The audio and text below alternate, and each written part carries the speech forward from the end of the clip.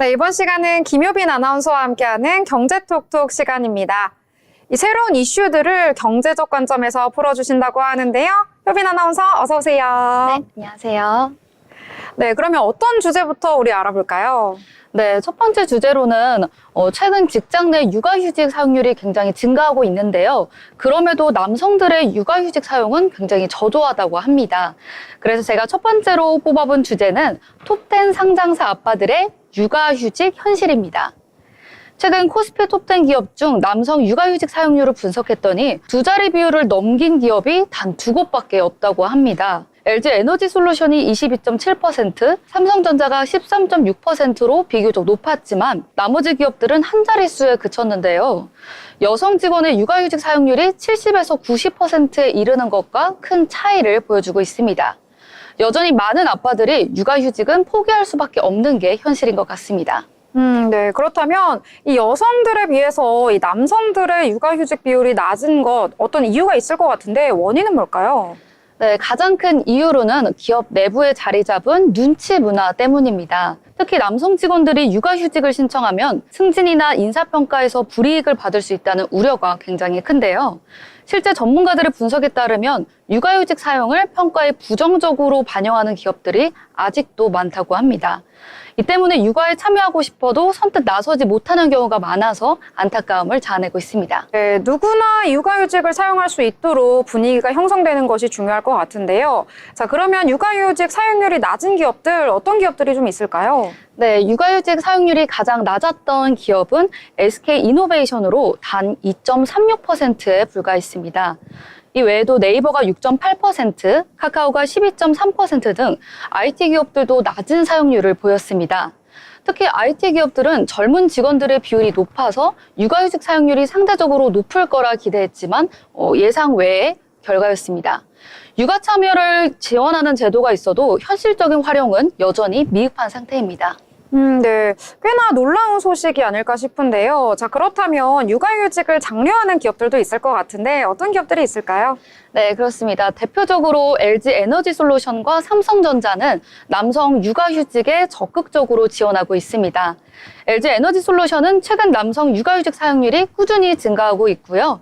삼성전자 역시 사용률이 증가하고 있어 긍정적인 반응을 보이고 있습니다. 하지만 대부분의 기업은 여전히 갈 길이 먼 것으로 보입니다. 네, 갈 길이 먼 것 같습니다. 자, 그러면 이 남성들이 육아휴직을 더욱더 잘 사용할 수 있도록 활성화를 하려면 어떻게 좀 변화를 맞이해야 할지 어떤 것들이 좀 필요할까요? 네, 가장 중요한 것은 기업 문화의 변화입니다. 기업들이 육아휴직 사용에 대해 불이익을 주지 않겠다는 명확한 메시지를 전달하고 평가 기준을 투명하게 정립해야 합니다. 또한 기업뿐 아니라 사회 전반적으로 남성 육아 참여에 대한 인식 변화 또한 필수적입니다.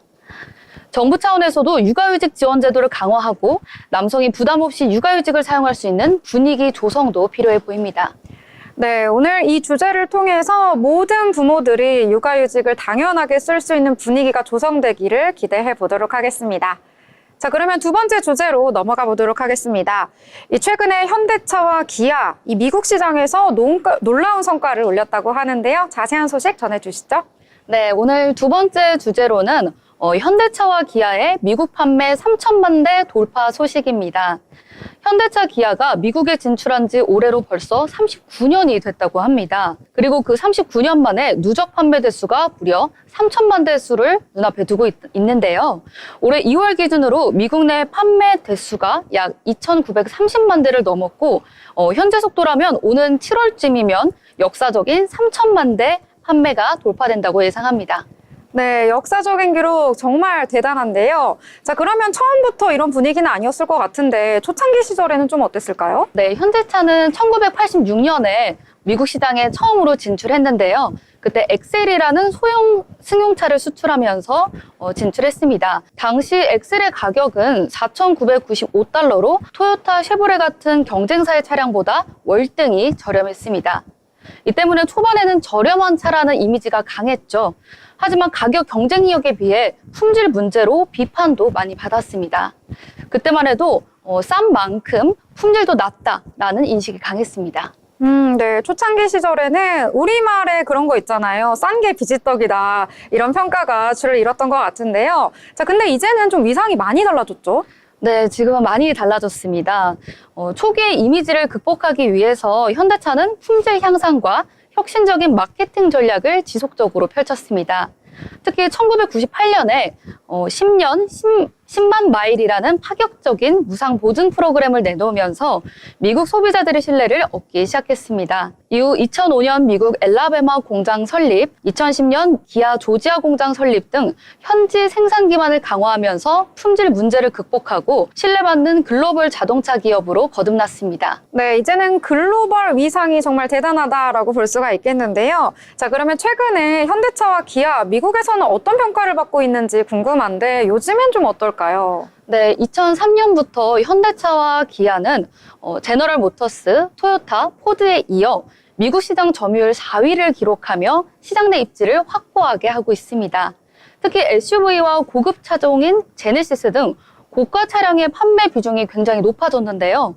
지난해 현대차, 기아의 미국 판매 차량 중 SUV 비율이 무려 75%에 달한다고 합니다.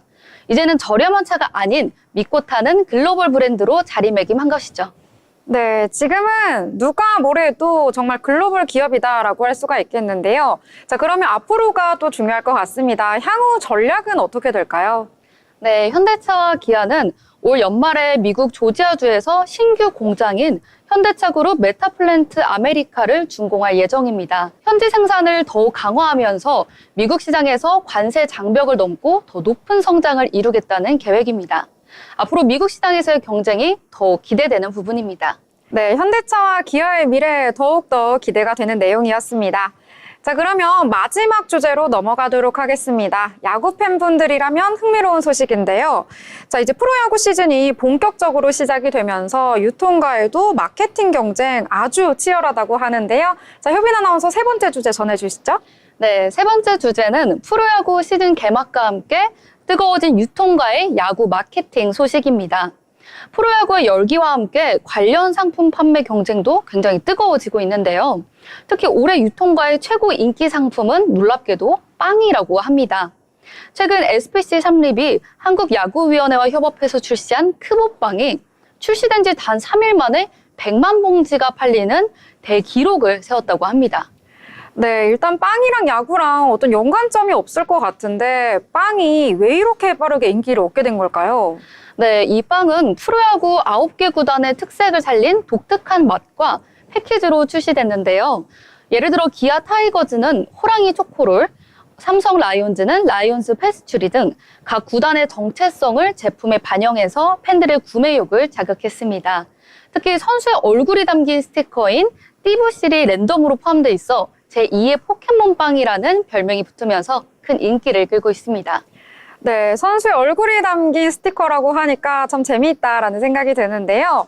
자, 그런데 이외에도 편의점에서 야구 마케팅 한창이라고 들었어요. 네, 맞습니다. 편의점 CU에서는 두산 베어스 팬들을 겨냥해 연새우유 먹산 생크림빵을 출시했는데요. 출시 6일 만에 무려 12만 개를 판매하며 큰 성공을 거뒀습니다. 이 제품은 서울 잠실과 대전 둔산동 등 주요 두산 팬 지역 매장에서 매출의 20% 이상 성장하는 효과까지 누리고 있다고 합니다. 구단 마스코트인 철옹이까지 포장에 활용하며 팬들의 충성도를 높였습니다. 네, 앞으로 프로야구 시즌 곧 다가오니만큼 더욱더 재미있는 소식들 기대를 해보도록 하겠습니다. 자, 오늘 경제톡톡 여기서 마치도록 하겠습니다. 김효빈 아나운서와 함께했습니다.